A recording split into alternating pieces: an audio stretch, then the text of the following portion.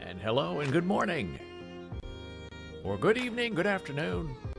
Hello, how are you? I'm David Bowles, and this is Bowles.tv, B-O-L-E-S dot television TV. I tell you, if we have anything that's called climate warming, or climate change, or climate cooling, we have it here on the East Coast.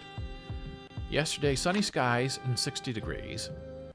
And today it's overcast and cloudy and 30 degrees. Now that's a big change in one day. A 30-degree change in the weather. But oh no, the climate's fine. I don't think it's going to snow again. And we really only had one sort of snow, and it wasn't even very much snow. Spring's around the corner. That means we're probably going to have a really hot and really miserable summer. Which I don't mind now. I used to not be able to handle the heat of the summers, but as I grow older and more aged, I have grown to dislike the cold winter weather and to embrace the hot, steamy weather. It feels better for some reason. Tomorrow, Jana Marie will be here at 10:15 to give you a hardcore ASL lesson in how animals move. It will be very interesting using ASL classifiers, and there will be domestic animals, farm animals, and wild animals. What is the difference between a skittering, a trot, a gambole, a run, a sprint, a scratching, whatever these animals do, you're going to find out how they do it tomorrow. Right here on Bowles TV, live with Jana Marie. 10:15. And we are here with you every day so far, Monday through Friday at 9 a.m. Eastern. And I appreciate you being here. Well, speaking of interesting news that can be a little bit of sad news, for our artist friends,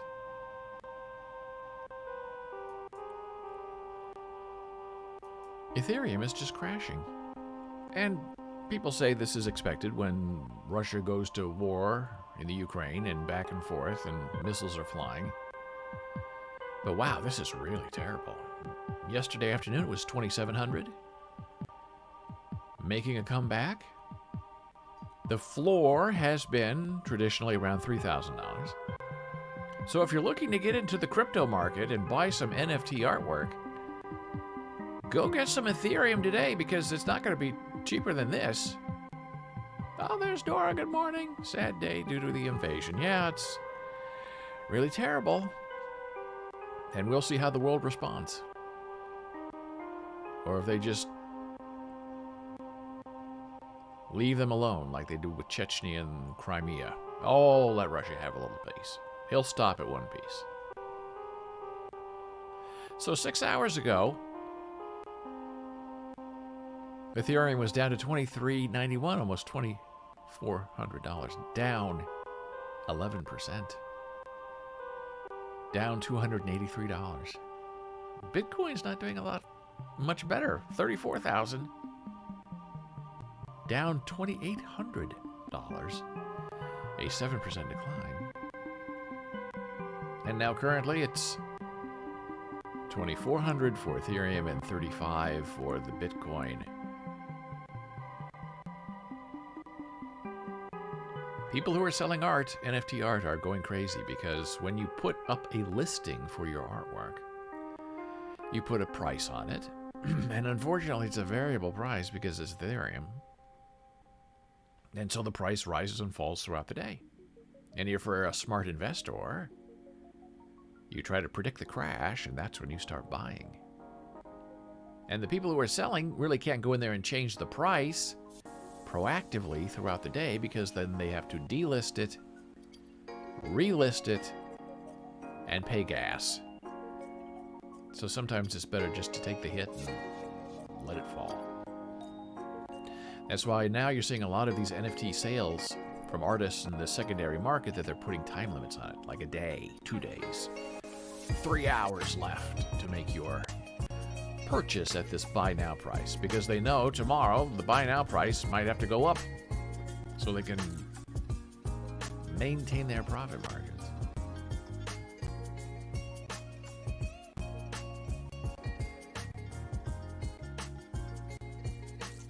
Well, yesterday our wonderful friend Dora sent us our Jack painting with a lovely note of love and respect going right back at her.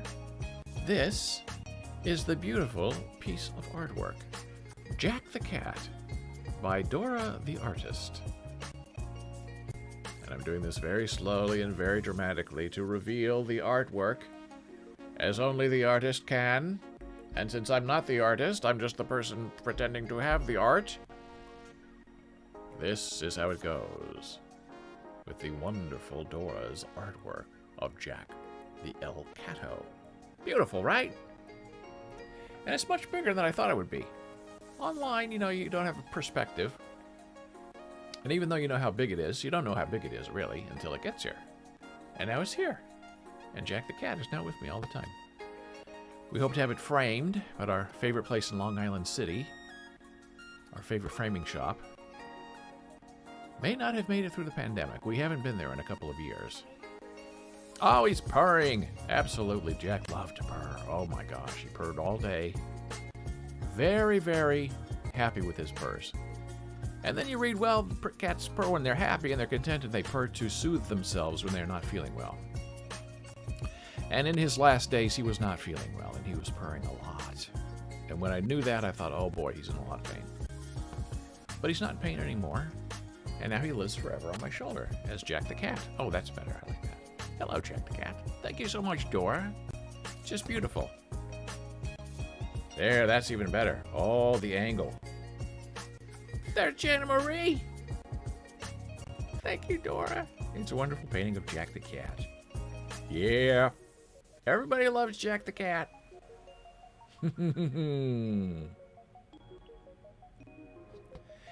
And it's also more Dora Day.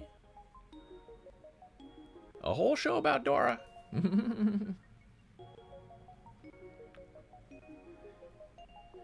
Because someone is trying to mess with Dora. Thank you, Dora. And we don't like it. And Dora knows someone's trying to mess with her, and she doesn't like it either.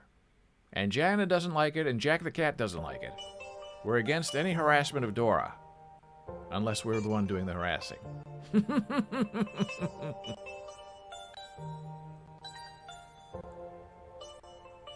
Someone, we think, pretending to be, is, not, maybe, the Internal Revenue Service,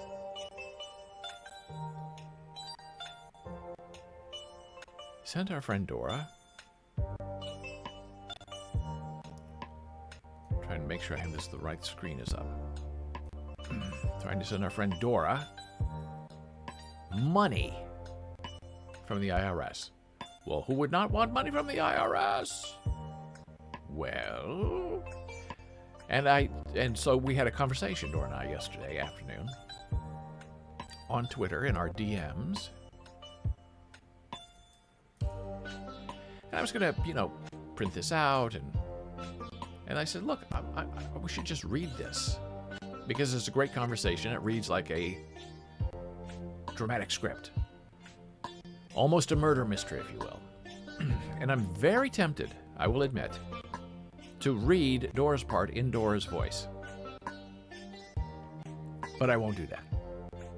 I want to, but I won't do that. Because this is serious and my imitation will be very silly. Oh no! I'm not going to do it because I'll laugh through the whole thing because I love the way Dora has a wonderful New York accent that is classic.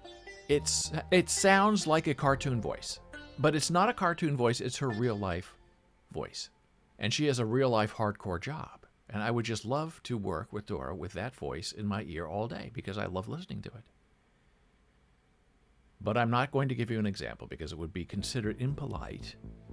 And I am from the Midwest, where we always try to behave. So Dora DMs me and says, I got a fake IRS check today. I'm assuming if I deposit the check electronically, the thieves will take the money, and when the bank realizes it's fraudulent, go after me for the cash.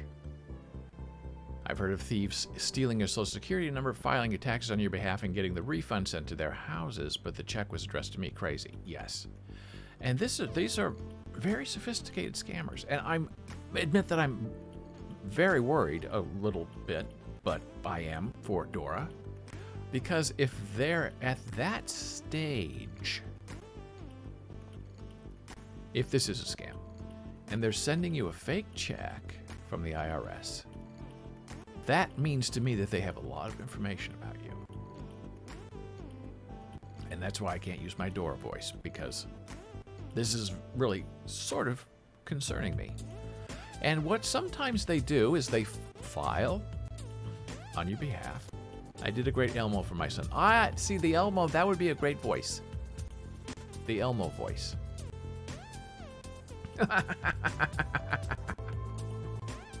If you've watched our previous shows, you have seen Dora talking about crows and squirrels and ducks and geese as she narrates her videos for us, and they're wonderful pieces of art.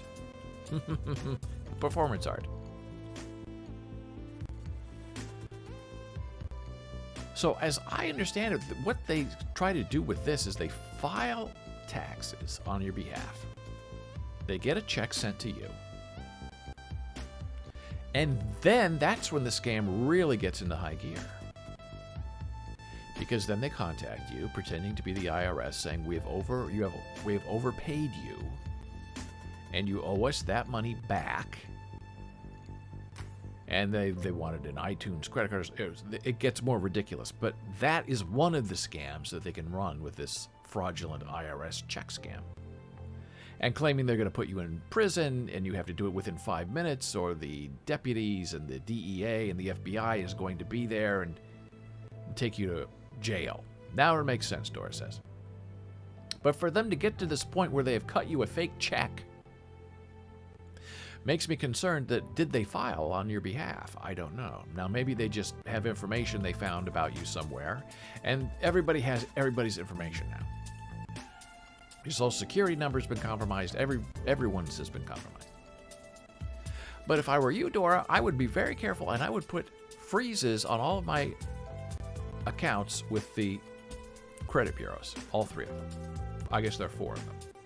And there's checks too. I think there are 4. Because somebody has information on you, and they know where you live, and they're trying to fake you out. So if you freeze everything, and you can do it all online now, and there are apps where you can freeze and unfreeze in one swipe. It didn't used to be that way. It used to be really awful, where you had to go online. You couldn't go online. You had to call them. Put a freeze on it for however long. 1 day, 2 day, 3 day, 4 day, a month. And they'd charge you $5 to put a freeze on your account. And then if you wanted to ever unfreeze it, you had to go back, do the same thing, how long you want to unfreeze it, and pay them again. And then they stopped that. The government stopped that. So you can't charge people for freezing their credit. And Jana and I went through this because about 10, 15 years ago, we had our identity stolen. I believe it was through a tax preparer that we were using at the time. Or an old landlord, because your landlord, when you apply, especially on the East Coast, they want banking information, they run credit checks, they know everything about you. And if there are people who are working for the landlord who are not on the up and up, you're compromised. And I found out because I was trying to file our taxes electronically. And it bounced back and said, your taxes have already been submitted. Wow. Now that was scary. So I called the IRS. And this was 10 or 15 years ago when they actually answered the phone. They don't answer the phone now. And I spoke to this very, very wonderful woman. I said, look, I'm trying to file my taxes electronically. And it's saying that we already filed. I don't understand what that means. So she kind of said, uh-oh. So she looked and she verified a lot of stuff. Our old tax returns. I had luckily had everything. 2 times Dora's info got compromised. So I do have a service checking to make sure no one is opening accounts, etc. Forgot the name of the company. Good. It's probably LifeLock. But you should still freeze your credit if it's at this point where they're sending you a fake check like this. And so we had to verify all of our old tax returns. Good, Dora says yes. And she looked at the return that had been filed, and she said, oh. I said, what? She said, well, somebody filed under you and your wife's name, and it's all clearly fake. And it was just filed. Hasn't been processed yet. So she said, I'm just going to delete it. I said, you can do that? She said, I'm the IRS. I said, oh my gosh, great. I said, then what do I do? Because I thought I was going to have to print it out and mail it in, and then everything gets delayed because it's a paper return. And she said, well, you're online now. I said, yeah, I just got the alert. She said, well, refile it right now. I said, what? She said, refile it. I'll see if it goes through, and it'll get caught because there's a fraud marker on your account, but then I'll clear it immediately, and we'll stay on the phone. I said, wow. So I went back to our tax preparation program and clicked submit and waited and waited and waited and waited. And I said, okay, it looks like it went through. And she said, yep, I see it. It has a hold on it. And she saw it was me, and she what did I put in? What did she see? It was all good. And she cleared it and went through. I couldn't believe it. It was the most beautiful relationship I've ever had online with a person on the phone. And she fixed it for us. And she said, now because this is, someone fraudulently filed taxes in your name, from now on, you and your wife are going to get sent PIN numbers every year. And for you to file your taxes electronically, you have to use the PIN number. And I said, why don't everybody have a PIN number? So people can't mess with your taxes. And she said, exactly. So I said, okay. So every year we get 2 letters from the IRS. Here's your PIN number. And if you don't get your PIN number, the letter gets misplaced, then you have to call and they have to resend you a new PIN number. And now it seems the default is everybody's going to have to use a PIN number to file their taxes. Which is great, because that really messes up the scammers. So continuing our Dora story, so this is an image of the fake check that was sent to our friend Dora. And boy, I tell you, if I was looking at that, that looks really convincing to me. But what's interesting,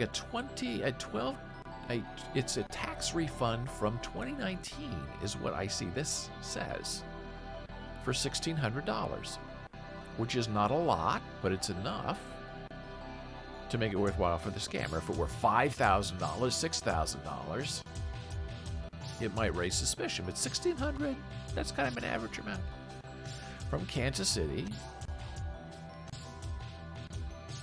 All of her information is blacked out. And then she did some research on her own, which I just love. Fake evidence number 1. When moisture is applied to the seal, it should run red. Notice the paper is not embossed and is plain paper. So that is very interesting to me. Is that your... I guess that's from Dora's check? In the bottom left, I thought it said 21 tax. Well, there's a lot of stuff is blacked out, but if I look here at the very bottom, it says tax refund 12/20/2019. But I don't know what it all says because it's, of course, been properly blacked out, but just right down there at the bottom. 2019 tax refund.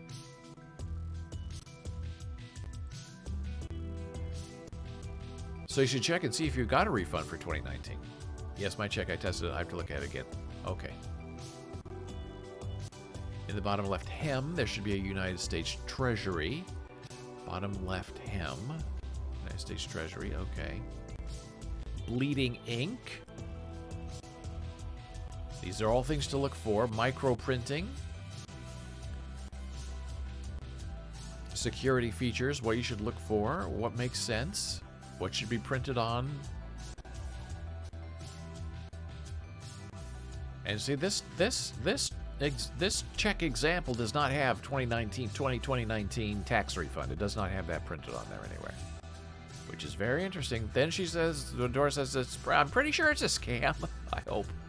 I don't think anybody used my social security number. They wouldn't have sent it to me. Yeah, that's what I'm afraid of. The next few days, you're going to be contacted in some way. Remember, the IRS will never, ever, ever, ever, ever, ever, ever call Dora or me or anybody. They don't call. The IRS does not call people, period. You can call them. They will not and do not call you. If they want to talk to you, they send you a letter in the mail. And on the back, you should be able to see the words USA, USA, USA under the signature. She sent it to her son for further investigation.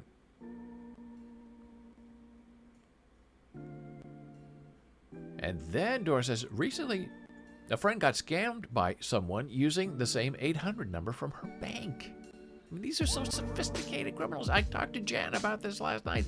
I said, these people think about how to rip off people all day so they can make money. It's the criminal genius mind. I find it fascinating. And if they would only turn their bad mind to good, the whole world would be a different place. So her friend was driving. This 800 number pops up from her bank.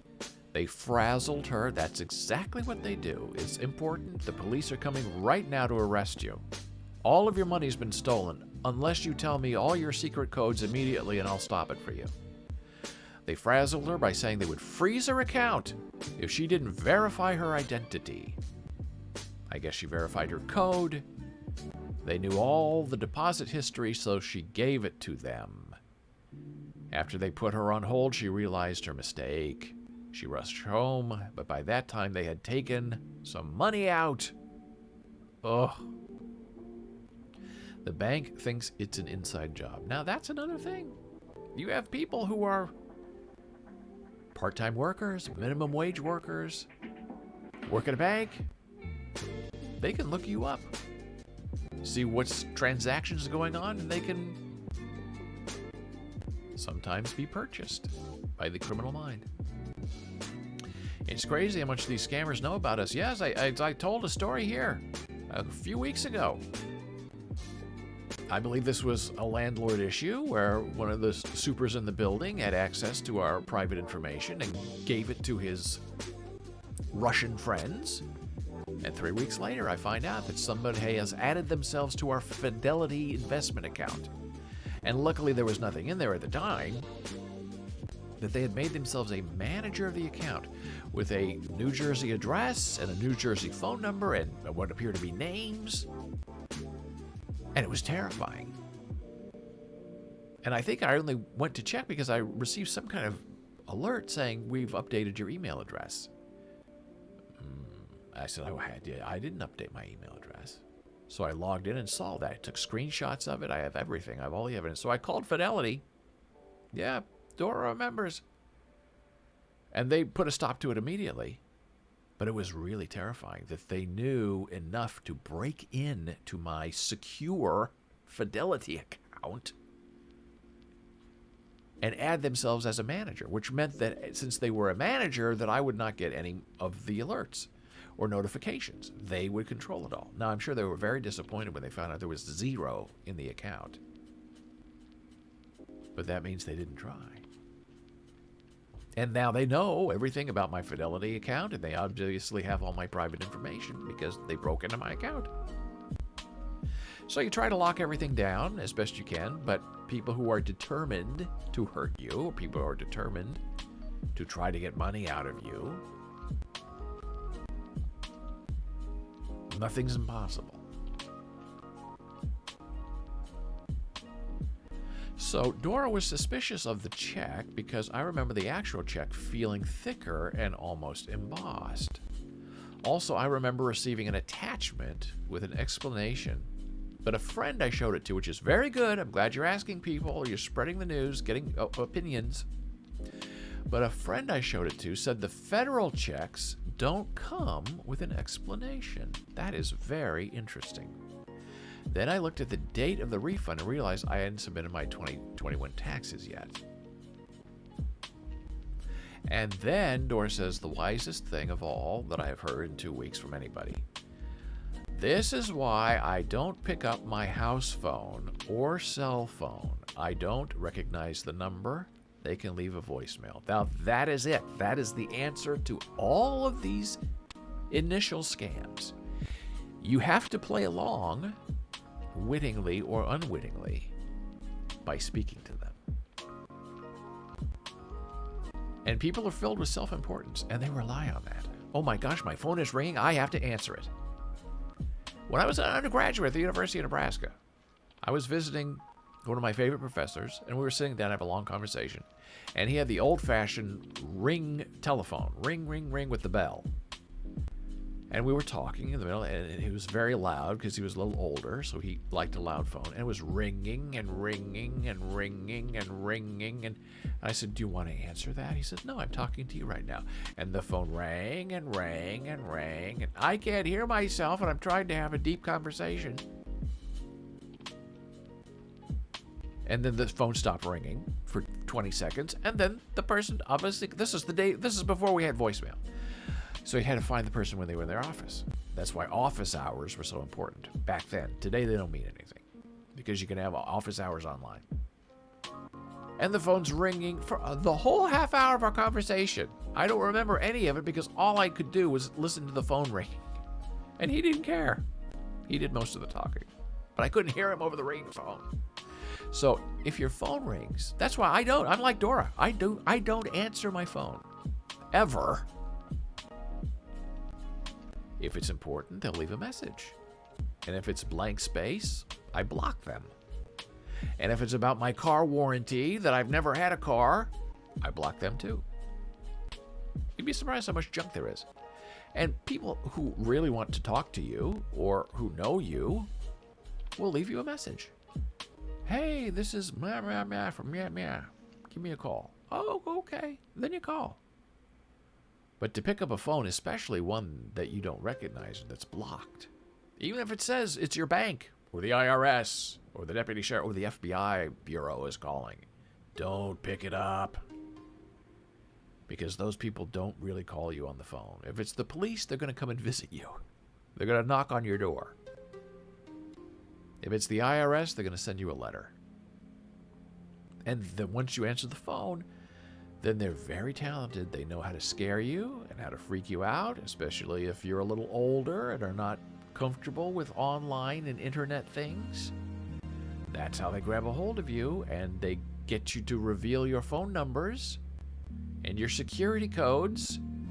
And once that's done, then they got you. Then they've ripped you off pretty much forever because they have your information. Dora has now double-checked. And OMG, it's supposedly from a 2019 tax refund. Now I know for sure it's a scam because I did get my refund. Wow. And I don't think they do 2 refunds, do they? Now sometimes I've received like a $39 check from the IRS, and I think, what is this about?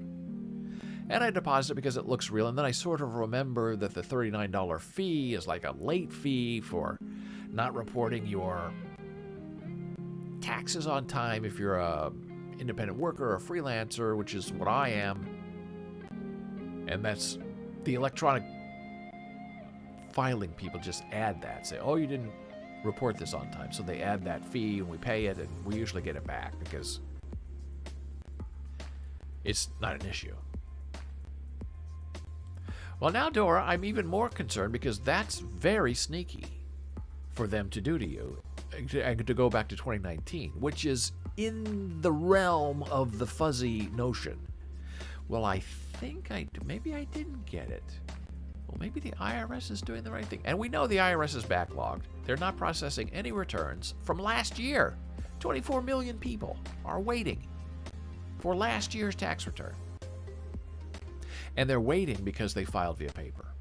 So if you have any incentive to get online and file your taxes electronically, you will get your tax refund, if you're expecting one, very fast. Usually, in my experience, between 10 days and 15 business days. So a week, 2 weeks, 3 weeks, you'll have your money right there. Because it's electronic, and the tax preparing software checks it all first, sends it to the IRS, the computers check it, it doesn't have to be processed by human hands, and boom, you get your money back. No, not 2 refunds, but even now, I still see 2021. Amazing how the mind works. Yes, be very careful. Freeze all of your credit bureau accounts. There's someone who is after you. And especially someone, just if they know your real name and sort of where you live, and they do a Google search on you, you will be terrified by what you can find online that's free. It reveals your history of phone numbers. It reveals the history of your addresses.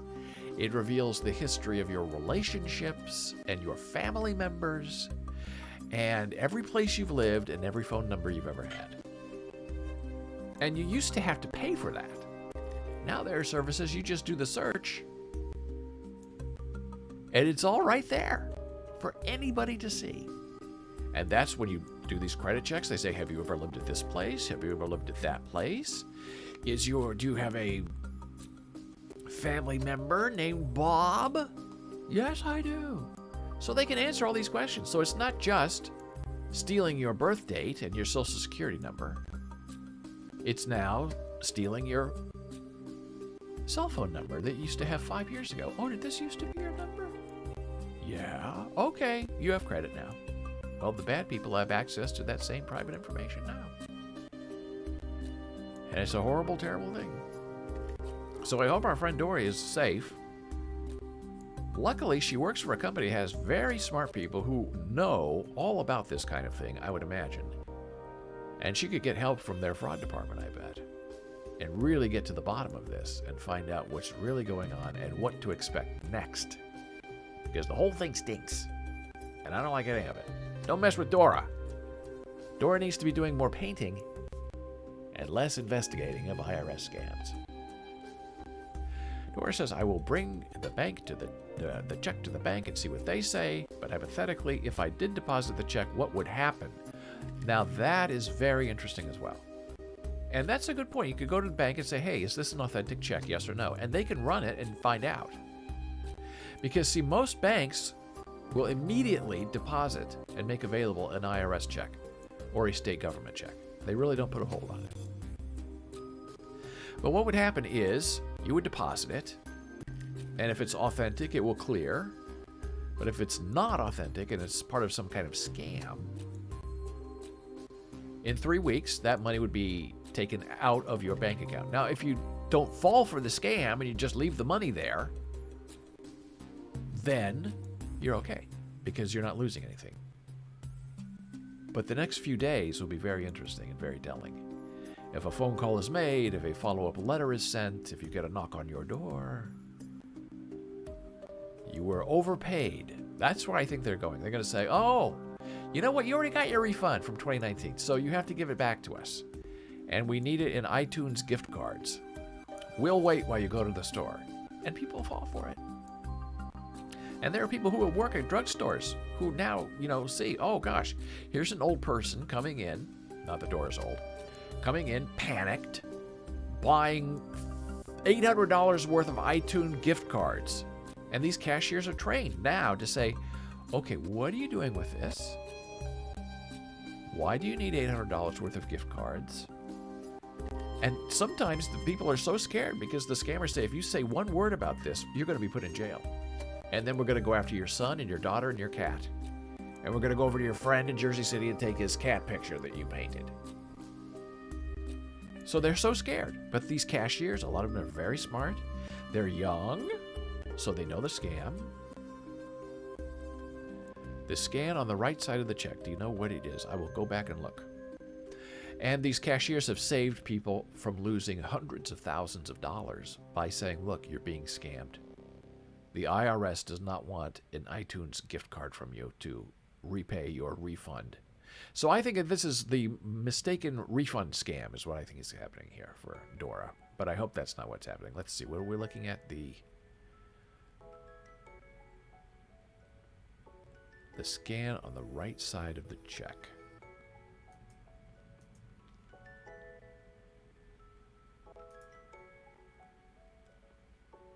Now that's interesting. Are you talking about the upper right corner? Now that's interesting. That, as they say in the business, is a QR code. And you should be able to scan it. Yes. The black... Okay. I'm not going to say it because now you've...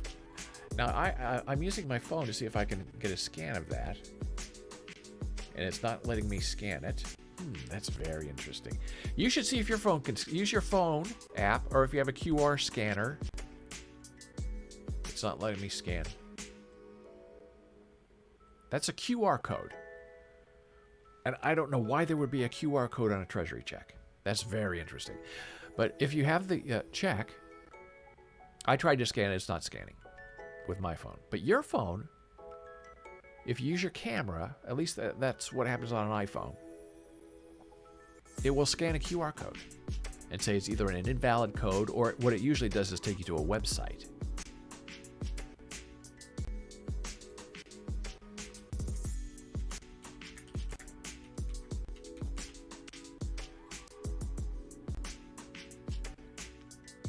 Oh, now this is interesting.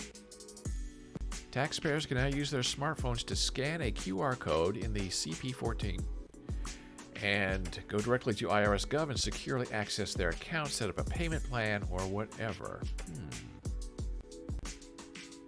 Oh no, you should do it. It's not going to do anything. Now this also is interesting. Why is there a QR code on a stimulus check?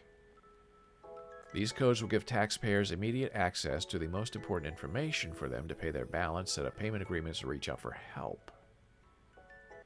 How do I scan a QR code? Oh, this is what Dora has an Android device. Open your Android device's camera app. Move your camera so the QR code is in the frame. Open the lens, move your camera or the QR code so it's in frame, and the QR code's URL will appear over it. Now, that's not a stimulus check, is it? Stimulus checks were $1,400, right? But I think you said tax refund, so that wouldn't be a stimulus check.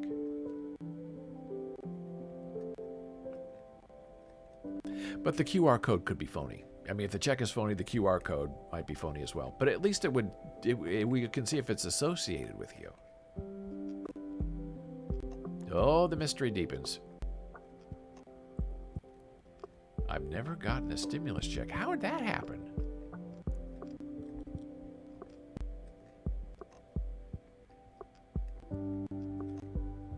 I thought everybody got stimulus checks. Oh, maybe if you make a certain amount of money or if you have something going on, you don't get a check.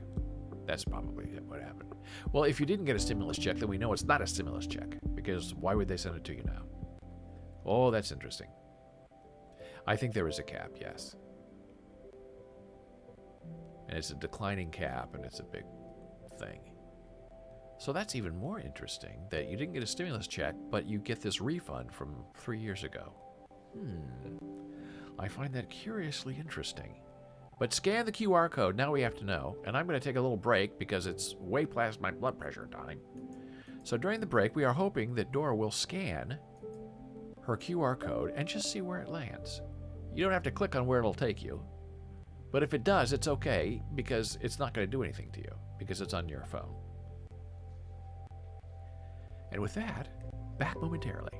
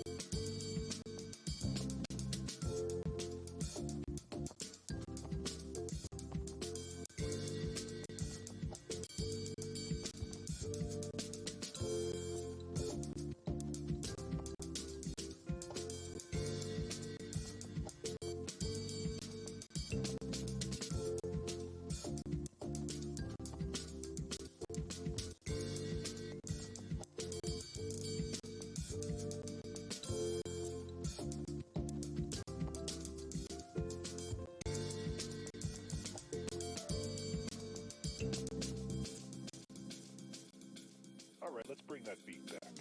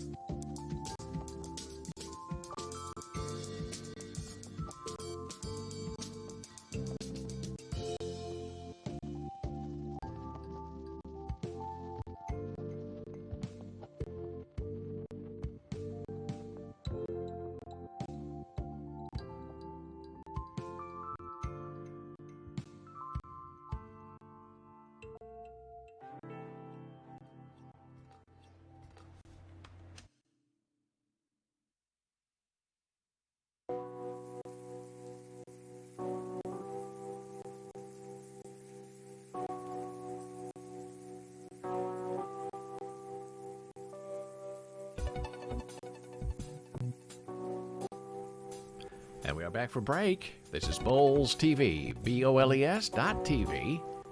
I'm David Bowles. Monday through Friday, 9 a.m. And we've been talking about IRS tax scams, maybe general scams in general. And since we've been gone on break, Dora says, yes, it's okay to scam. Dora says, I'm going to laugh if it's a real check. Then she scanned the QR code. Nothing happened. I opened my camera phone and clicked. I've done it before, and when it's on the level, it does work. That's very, very interesting. Because it's supposed to be tied to your account number. So if you're clicking on it, then that means the scammers don't have your account number, really.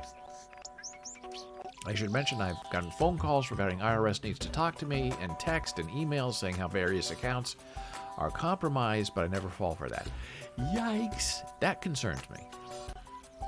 Because even though you're not falling for it, they know who you are, they know where you work, they clearly think that you have a lot of money, and they think they're going to run this scam on you. So now they're upping the heat. They're bringing the stakes to a higher level by maybe sending you this fako checko. And they go straight to voicemail. So yes, that is good news. But I am a little bit concerned, just slightly concerned, about what the next step in their game is.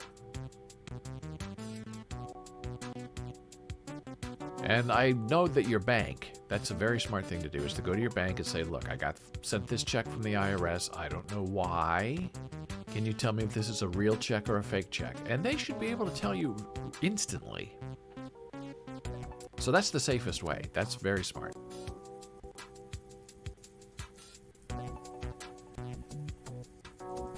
And Ethereum, our friends, not doing great. Kind of looking very painful. The Dow is down 2%. Everything's down. This is what happens. You get fights in Ukraine and everyone worries about gas prices. Not Ethereum gas prices, but real gas prices. Yes, Dora's going to check into that. That's good news. I agree. Here's our Ethereum gas checker that has nothing to do with the war. Prices are now $20 for an exchange. Not terrible. I've seen worse. I've paid worse. But that's not terrible. That's within the realm of expectation. So what else is going on in the news? Lots of very interesting things happening today. Jana Maria is here tomorrow, in about 24 hours, to talk about animals and how they move.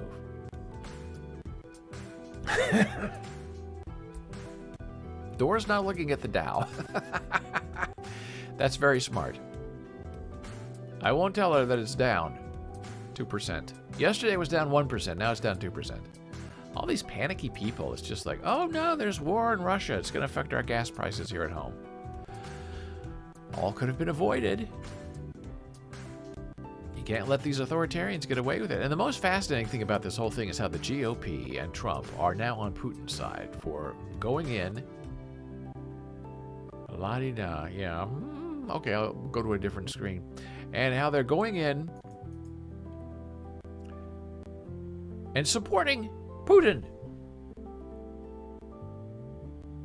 for taking over Kiev and building a land bridge to the Crimea.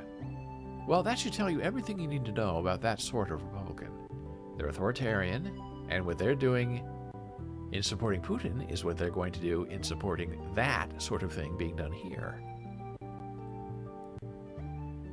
And it's not going to be about freedom and liberty, I can guarantee you that. It's going to be about control and repression and pressure and punching you in the face.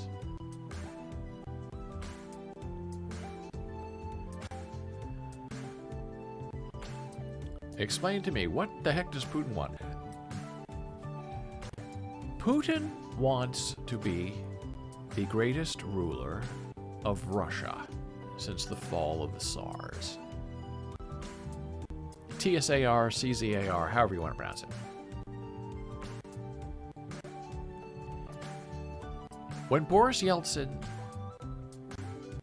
and Gorbachev took down the wall, broke up Russia, I guess Putin took it personally. And he believes the Ukraine is a part of Russia and should always have been a part of Russia, and he believes it is his duty to reunite Russia, the old Russia, and he will be seen as the greatest leader in Russian history. And Alexander Vindman, who was the guy who ratted out Trump's real plans with Putin and the Ukraine, was born in Russia. But now the Ukraine. And he says, I love Ukraine. I will fight for Ukraine. I tried to stand up for Ukraine, and Trump fired me. Or made my life miserable. Same thing. So that's the plan. And there are people who say it's not going to work because, first of all, Russians don't really care about Ukraine coming back to Russia.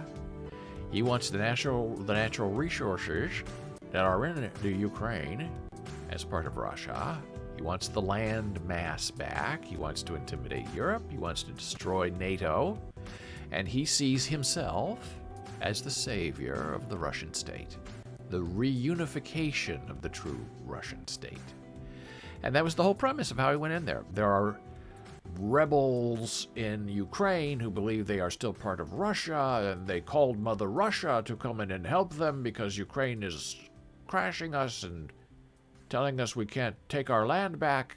Well, Mother Russia is coming to the rescue. That's the old cover story of how all this started. And how will it end? I don't know. Who's going to stand up for Ukraine? I don't know. They should have made Ukraine part of NATO immediately. The second they separated, they should have been part of NATO. And put the NATO alliance in there and let Russia go up against the world. They don't want that. They want to go up against Ukraine. But Ukraine now has a lot of weapons that they didn't have before. And they're able to blow up tanks and shoot down missiles and retaliate. And as I understand it, the fighting's not going great for Russia, because they didn't expect this kind of pushback from Ukraine. They thought they'd just give in and die and let Putin take over. Well, they're fighting so far, and they're trying to hit back. So they're saying it's going to be tens of thousands of dead bodies in this land grab for reunification. So that's what he wants. Putin wants the land, he wants the reputation as a reuniter, and he wants to go down in Russian history as the greatest leader ever. And it's not going to happen. And the GOP, oh, they love Putin. He puts journalists in jail. There's no freedom of speech. He'll poison you and stab you and kill you. Well, what does that say about people who admire that kind of person?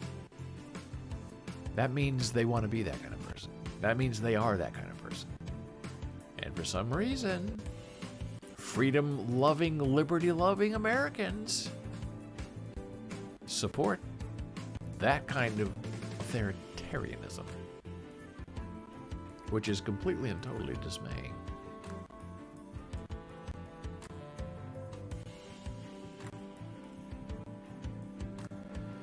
Now I'm trying to think what we should do next. Where did I lost my thread here a little bit. What have I done? Where did it go? I'm not exactly sure.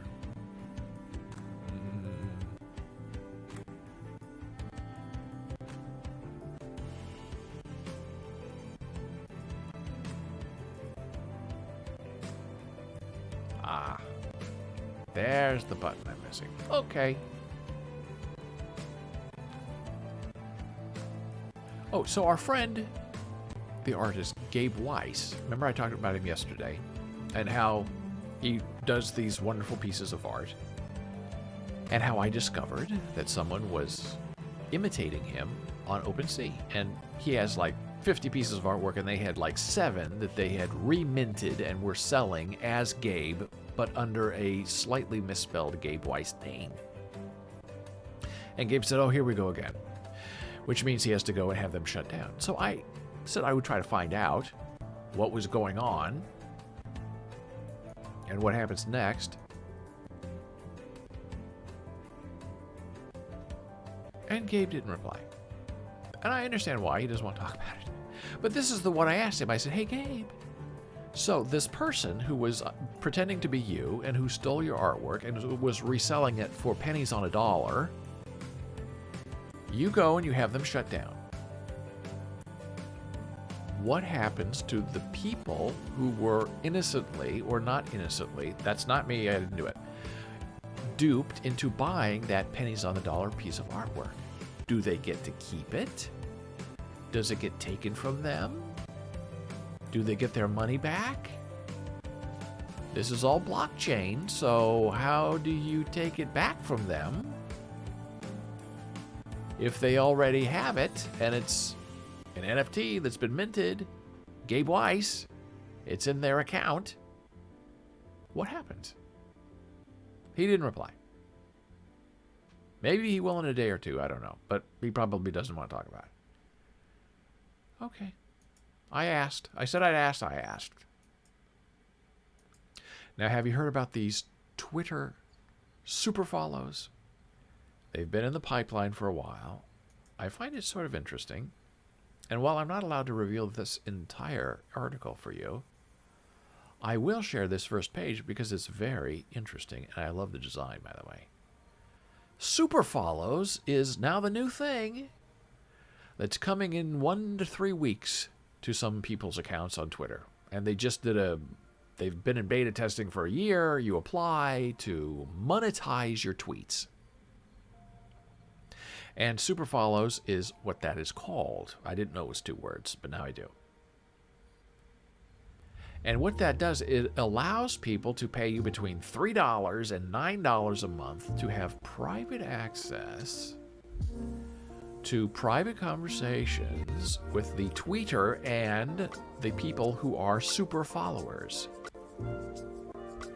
So you can have like a private conversation that's a safe space where you can talk about things that are important to you and your super followers and not worry about the trolls from outside trying to come in and ruin your day.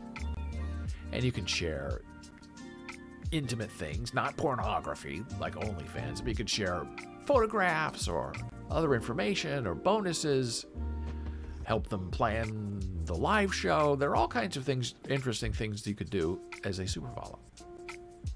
And it's not required to be a super follower. It's not required to have a super follow on your account, but that's the way it's going. It's a little bit of a paywall on Twitter. And I do find it fascinating.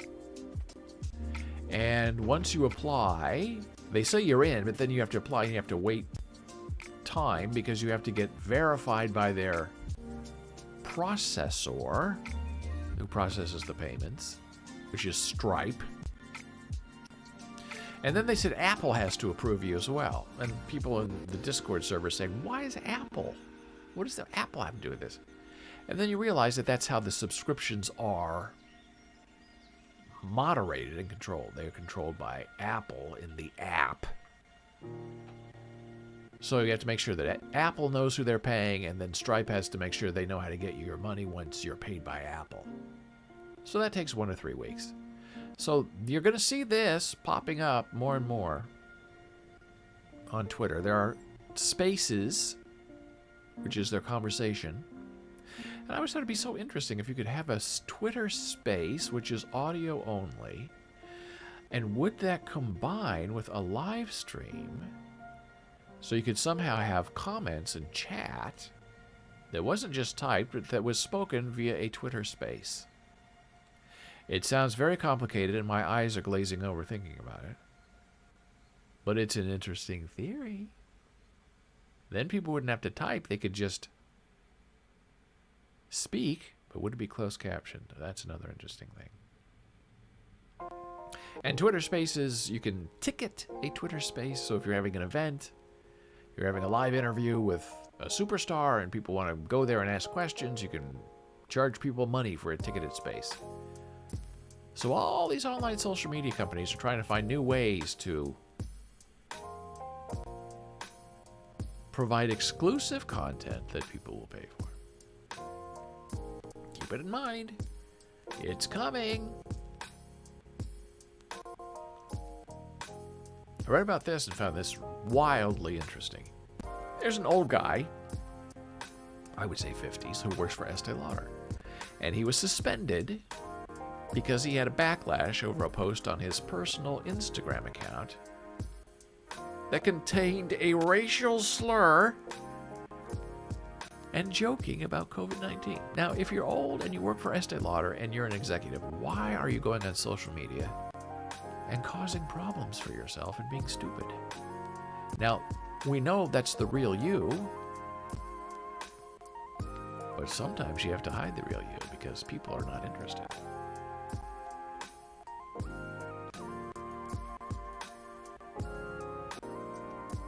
The cosmetics company suspended John Dempsey, who serves as executive group president and oversees a portfolio of brands including MAC and Clinique. A meme posted in recent days to Mr. Dempsey's Instagram account pictured a spoof book cover of the children's TV show Sesame Street. The post no longer appears on Mr. Dempsey's account. That's from the Wall Street Journal. Here's how it was really reported by the Sun. The photo that got him in trouble showed a spoof cover of children's show Sesame Street with the text including racial slurs, including the N-word. The text included COVID and showed the character Big Bird with a face mask photoshopped on. The image has been deleted. Dempsey has over 73,000 Instagram followers and has published over 50,000 posts on Instagram. It is unclear how long the makeup giant will be suspended from Estee Lauder and who will take care of his duties while he is in suspension. He's been with Estee Lauder since 2006 and MAC since 1998. And he's using the N-word making COVID jokes.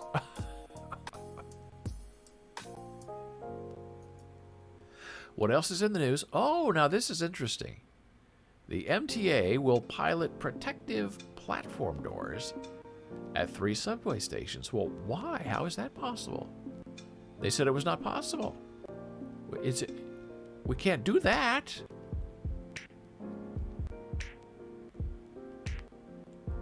Because it's impossible. Protective screen doors are coming to platforms at 3 subway stations as part of a new pilot program to keep strap hangers off the tracks. Metropolitan Transportation said Wednesday. The MTA has already discussed installing protective barriers on platforms in the past, but determined it was too costly and logistically challenging for most subway stations. They can't even put elevators into all of the subway stations. But they have to, and they're being sued, and they don't do it anyway. But I hope they put up these screens, I really do. But after several high-profile incidents in recent years where riders were shoved onto the tracks to their deaths, including the January death of Michelle Go in Times Square, the agency said it might revisit the issue. The agency will begin by installing the protective platforms at the Times Square 7 train and the 3rd Avenue L train and the E train and the R train. A 2019 report commissioned by the MTA on how expensive and technically challenging it would be to install the platform screens at all 472 stations found that only 128 stations could physically accommodate protective doors. It is estimated the total cost of the program at $7 billion with a B dollars. But for now, 3 stations is better than 0. Manhattan Borough President Mark Levine said in a statement, "Very true, very necessary. You need to put it up there. They need to cover all of those dangerous places that people can push you and hurt you." And from our friend Kevin Drum, which is very lovely, he cynically writes in his jabberwalking blog, "Breaking news! Disney hates real America." And he quotes an article. Disneyland's electric parade is ditching its patriotic float. The most notable change appears to be happening with the Main Street Electrical Parade, which is doing away with an America First finale that had survived a number of decades and featured a closing Stars and Stripes float of the United States flag, followed by a larger-than-life eagle. The new float will give the Main Street Electrical Parade an infusion of fresh film and park-inspired intellectual property and strike Disneyland one of its last remaining symbols of stale patriotism. One of the more impactful ways to get to know one another is through the stories we have told over different eras. Tales that can represent the full spectrum of the American population, rather than rose-tinted American flag waving. And then Kevin says, "I expect Tucker Carlson of Fox News to be all over this," followed by a full-court Fox News press, along with the expressions of outrage from the likes of Rick Scott and Ron DeSantis, who will demand that Disney promise never to do this at Florida's Disney World. how long will Disney respond to all this? Wait and see. Tick-tock. And then we'll look at a couple of the comments, just because they're always funny. Disney's going to do what Disney's going to do. But this is the sort of thing that really plays into Republican hands. Really? I bet even Republicans are tired of the phony, performative, patriotic BS. Sure they are. But they never tire of faux outrage. It's their lifeblood, it's all they have. At least Disney never billed the federal government for this, unlike the National Football League, which made bank off salute to service. And speaking of monetization, which is what Twitter is trying to do with their superfollow, here we have WordPress writing a blog article asking you, me, the consumer, the person hosted by WordPress.com, to help them define the next stage of professional email, which I find very bizarre. Like they need our help in deciding how to make them money? If you've been a WordPress.com user in any capacity, you're probably aware that we believe in democratizing publishing and e-commerce. Democratizing it or monetizing it?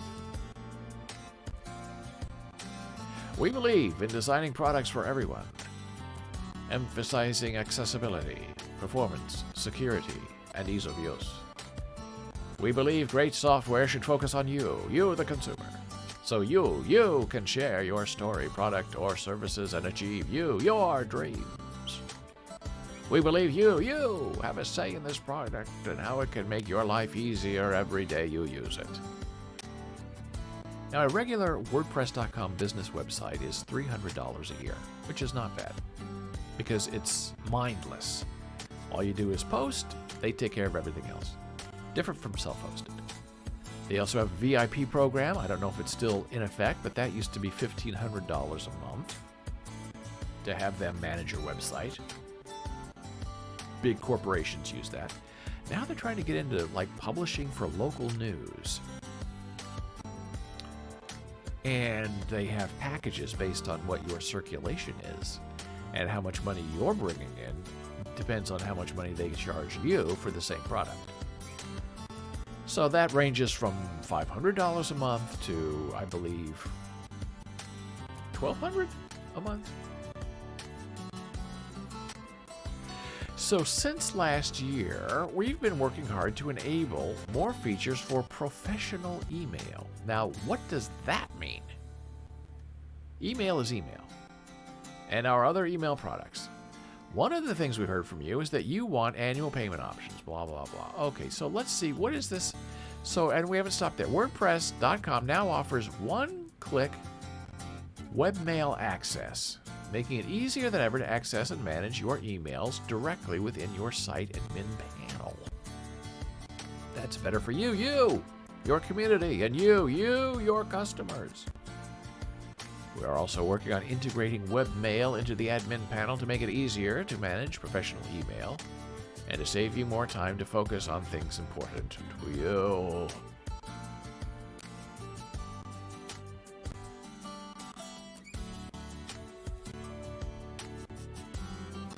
So, here you go. Stand out with professional email. Build and grow your online presence with a custom domain and personalized email from WordPress.com. The first 3 months are free. So, I'm not clicking on that, but this is what it looks like behind the scenes. This is Bowles Blogs, and here you go. My home, my stats, my upgrades. And I noticed this like a month or two ago, inbox. I'm thinking, why is my inbox in WordPress? What does that have to do with anything? And then you click on it and look here. Pick an email solution. Integrated email solution with powerful features. Manage your email and more on any device. And there you go. Bowles Blogs. Create a password. I haven't set any of this up. That's just auto-filled. Create your mailbox. Send and receive from your custom domain. You get 30 gigabytes of storage, which is nothing. You get email, calendars, and contacts, 24/7 support as well. Powered by Titan. So it's not WordPress email, it's Titan email. Or you can transfer your entire domain into a Google Workspace, which is $72 a year per mailbox. Business email with Gmail. Includes other collaboration and productivity tools from the Google. So there you go. You're trying to be I don't know what this is up here. What is this? Oh, a draft. So here they are trying to upsell you on email, which you probably already have if you're a business online. And then you have Twitter trying to upsell your followers to become a super follower, a super fan. It's not enough to have a little bit of money. Everybody wants a lot of money.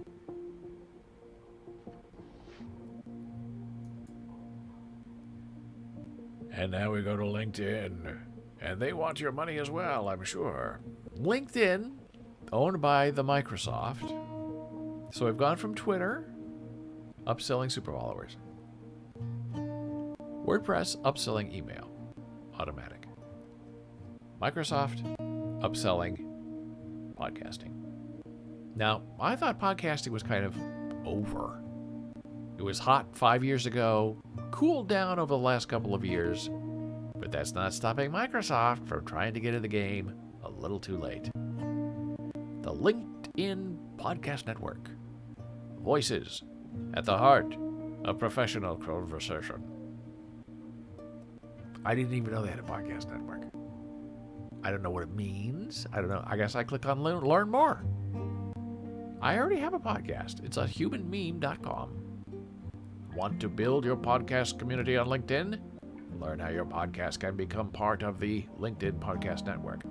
So there you go. Your first name, last name, your email, your podcast name, the link to your podcast, link to profile. I don't know what this means. By submitting this form, you agree may use the data you provide to contact you with information related to your submission. So, is this just like a propagation thing? Or are they trying to get you to initiate the broadcast on their service? I don't know. I probably should find out and get a little bit more information.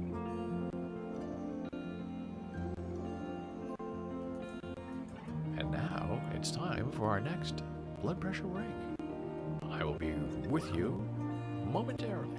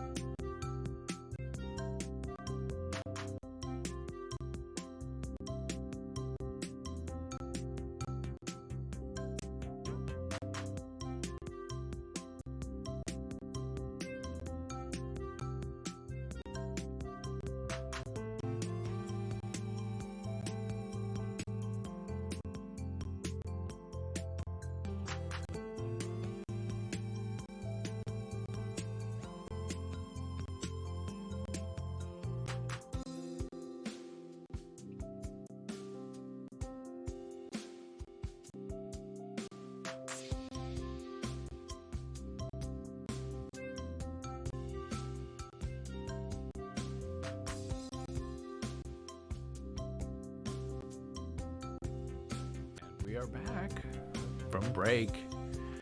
I'm David Bowles. This is Bowles.tv, B-O-L-E-S.T and a V. It's wonderful to have you with us today, but a very interesting day, full of fear and loathing about the IRS. Maybe on our side, maybe not on our side. But we are here together anyway, and we are soldiering through as we try to find the search for the calm, gentle center.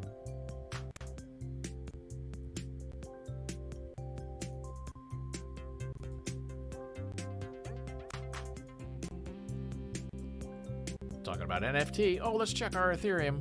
How's our Ethereum doing? I think we're up, slightly up. Things are getting better. Way down here, down to 2,300. Now we're up to 2,400. Better for our friends, our artistic friends. So NFT sales hit, believe it or not, $335 million over the past week. The last week! These are the 5 best-selling digital collections.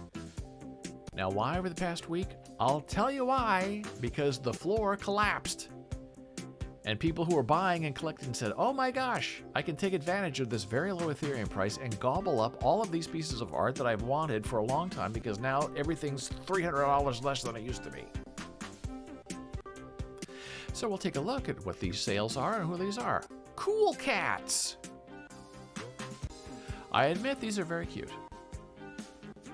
7-day volume sales, $4.5 million. Number of sales, 148.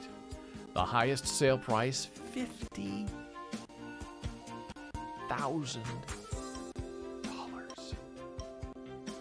for one of those cats.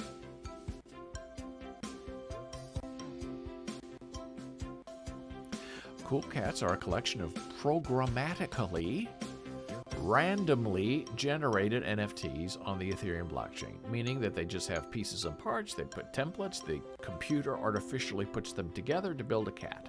Not a human interaction at all.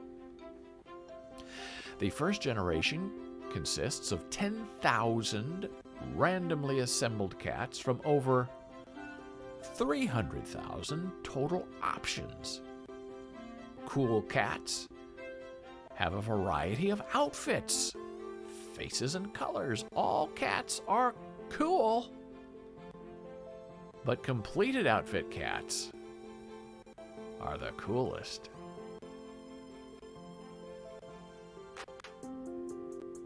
I don't know what that means. Doodles. 7-day sales volume, $5.4 million. Number of sales, 144. Highest sale price, $137,000. Doodles come in a joyous range of colors, traits, and sizes, with a collection size of 10,000. Doodles are a funky bunch that like to roleplay or transmogrify themselves into delicious treats. Holding a doodle allows you to participate in coordinating the doodle's community treasury.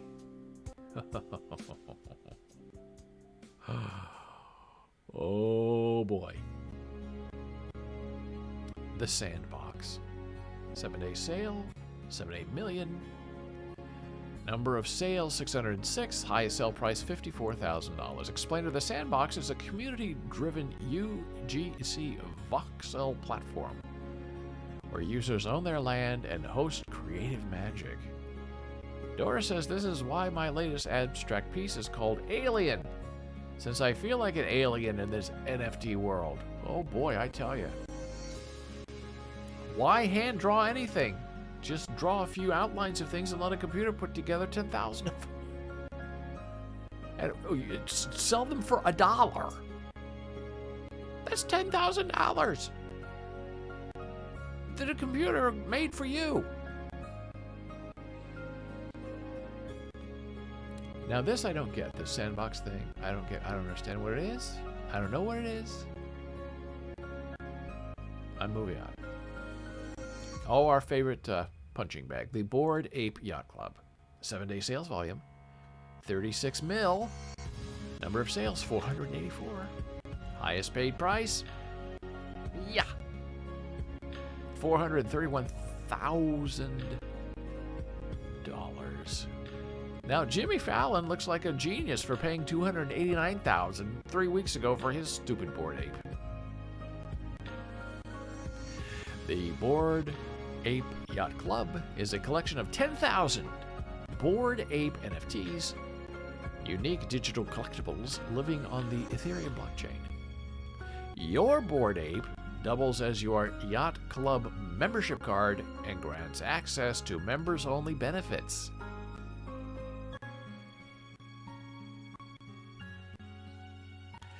And number one, in the number one place, CryptoPunks. 7-day sales volume, 37 mil. Number of sales, 57. Highest sale price, $354,000. $354,000 for a CryptoPunk. Now, we've talked about CryptoPunks before. I don't get it. I guess they were really the first ever NFT, first ever .f name. So I guess if you're going for history and provenance you want to be in, then you would buy one of these CryptoPunks. Didn't one just sell this week? We talked about it for $29 million, I think. Oh, 10,000 unique collectible characters with proof of ownership stored on the Ethereum blockchain, the project that inspired the modern crypto art movement. Okay, so you're first to market, you make a lot of money. I get it. Now here's a wonderful story. Look out. The cats are coming, and they're on the rise. First came the kitten NFT scam. Next came the revenge. Revenge of the kittens. We're living at a time when crypto enthusiasts will pay the equivalent of millions of dollars for cartoon apes or pixelated punks, when celebrities are changing their profiles to mysterious avatars, when even the Matrix Resurrections has an NFT tie-in. So it makes sense in November that when a Twitter account with the handle @CoolKittensNFT announced the launch of an NFT project featuring thousands of drawings of kittens, it quickly picked up a buzz. Within weeks, the account grew its presence to more than 20,000 followers through contests and sponsored collaborations with crypto influencers.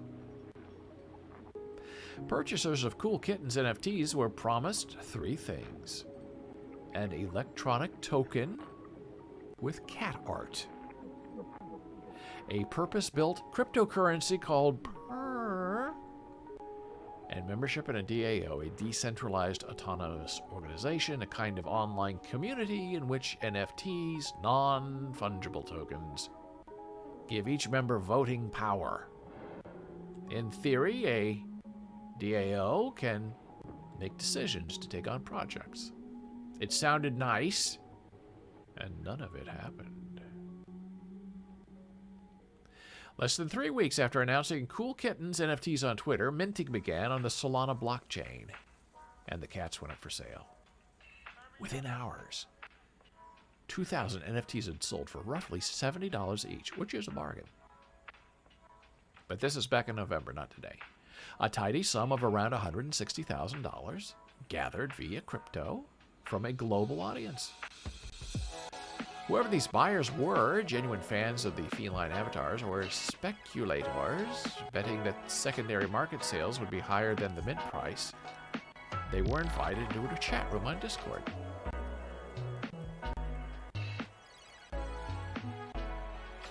A user named Yosan, who lives in the UK and works from home as a call center agent, was an early minter of Cool Kittens.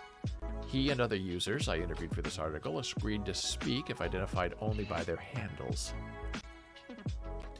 He spent $225 to buy 3 NFTs. Honestly, I like the art. The developer was charismatic and talkative. I randomly stumbled upon the project. Despite red flags, he remained hopeful until it was too late. After the Cool Kittens NFT developers promised a marketing campaign and the distribution of the specialized cryptocurrency to those who had purchased the NFT, the chat room was suddenly deleted. And the founders disappeared. If this had been Petco, kitten buyers would have asked for the manager and gotten a refund. Well, on the internet, there is no manager, except for the code that operates the blockchain and the decentralized applications or dApps that run on it. It was a rug pull scam. The NFT makers, often after making big promises, stop developing a project and disappear with the money. In this case, about $160,000 from the sale of those 2,000 NFTs.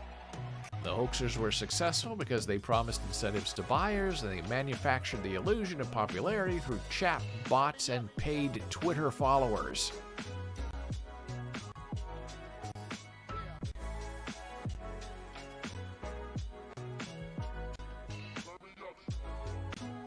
So the cat owners decided to fight back. Terrible, so many rug pulls. Yeah, it's just fascinating. The criminal mind. Every coup needs a leader. When red flags are beginning to pop up in the Cool Kittens Discord, a user going by the name of Lala began posting dire warnings that the NFT project was, in fact, a rug pull. Once Lala, who remains pseudonymous, began pointing out the signs of a scam, they were hard to miss. She quickly assembled an ad hoc team from whoever was in the chat room and did something unprecedented. A reverse rug pull. Flip the rug pull. They moved quickly. Within 5 days, they recruited a developer to take a digital snapshot of the addresses that had purchased the scam NFTs. An NFT artist quickly designed art for more than 2,000 cool kittens. And the new project was named Kitten Coup. The Coup team reached out to the largest secondary trading marketplace and negotiated the delisting of the scam NFTs, so resale royalties wouldn't continue to enrich the scammers. Then, with the help of that digital snapshot of the NFTs, fronted more than $7,000 to automatically redistribute 2,000 new Coup NFTs to buyers of the scam NFTs. Dora says, look at me. A week ago, I didn't know what any of this meant. I still don't know what any of it means. But it's a fascinating world. I mean, all these things going on underneath the world. It's not the dark web. It's not the gray web. It's just the crypto world. And there's a whole new other scam that's coming up that I might talk about tomorrow. I probably will. Where there's a whole new NFT that is selling for at the whitelisted price, which means you previously purchased from this company, of 0.25 Ethereum.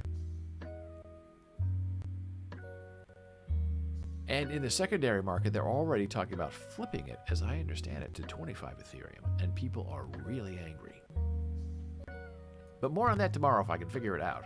It's complicated stories.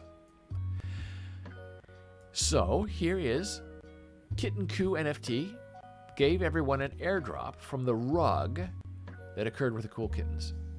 I personally think this is amazing. The art is much better after the rug pull Kitten Coup members airdropped, which means giving away for free new kitten NFTs to all the ripped off buyers. It's beautiful, beautiful, beautiful story. I love it. Coups can be helped along by the artistic avant-garde, and the Kitten Coup lucked out big time. As the scam NFT developers deleted chat rooms and covered their tracks, the Reverse Rug group sought to design new art.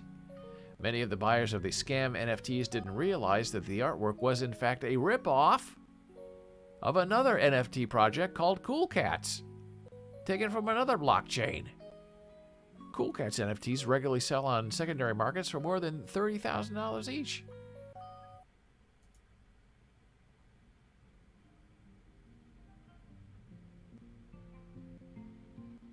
These are the cool cats. We just talked about them. So the people who pulled the rug were ripping off the cool cats. They weren't even original. They ripped off the cool cats. So it's a redesign of a redesign. Crazy. Oh, what does that face mean? Let's see. What does it say? Emote. Stinky glitch. Love that. It does stinky. A comparison of the new Cool illustration left and the original Cool Kittens NFTs. I do like the new one better. It's cuter with more personality. We like that. Imagine buying a scam product and then deciding to take over the scammer's business to make things right. I don't know. New emotes, so tried it. Love it. Try them all. The answer gets to the heart of the NFT's appeal. Fervent online communities that are simultaneously about profit-seeking and social camaraderie. Absolutely true. NFT Thor, an Italian chemist, was one of the first to join the coup. He watched the resale value of his freshly minted Cool Kittens NFT drop from $70 to $7 over a few hours. He said, "Tell your audience that those evil NFT developers are probably on a beach sunbathing in Belize." And it's an even longer story. I'm going to put this link in chat so you can go read it. It's beautifully written, well-researched, cleanly written. NFT kitten scam. Slate magazine. Still doing all the good work. Well, what an exhausting day. So many scammers. Cat scammers, IRS scammers, Dora scammers, but never a Jack scam. Jack is always on top of it. Always ready to purr. Never causes any trouble at all, really. And that's our show. If you have any questions or comments, I hope you will find me online. Email me, david@bowls.tv. If you have a question for Jana Marie Sweetheart, you can email her, jana@bowls.tv, BOLES.tv. On the Twitter, we are David Bowles. Super follows, soon to come. On Facebook, we are Regular Old Bowles. On Instagram, Bowles Books. TikTok, Bowles TV. I can never remember that one. We're not there very much. And you can always join our Discord server. And we love the applause and flowers from the lovely Dora. And Discord, I don't know how that became the place to get technical support, but you used to go online, you go to Reddit, you go to the forum on the web to get help, and now all of these companies say, don't go here, go to our Discord server. What's wrong with you, old man? And so you try to learn a whole new technology, a whole new way of belonging on Discord. And a lot of the really successful NFT artists have their own Discord servers. And you can go and interact with them and ask them questions, and they prefer that than talking to them on Twitter. Who knew? It's a crazy, strange, mixed-up world in which we live. And so I thank you for being here. I hope you have a wonderful day, a good evening, and a wonderful wake-up. And may you always find joy in the heart of your soul. I'll see you tomorrow.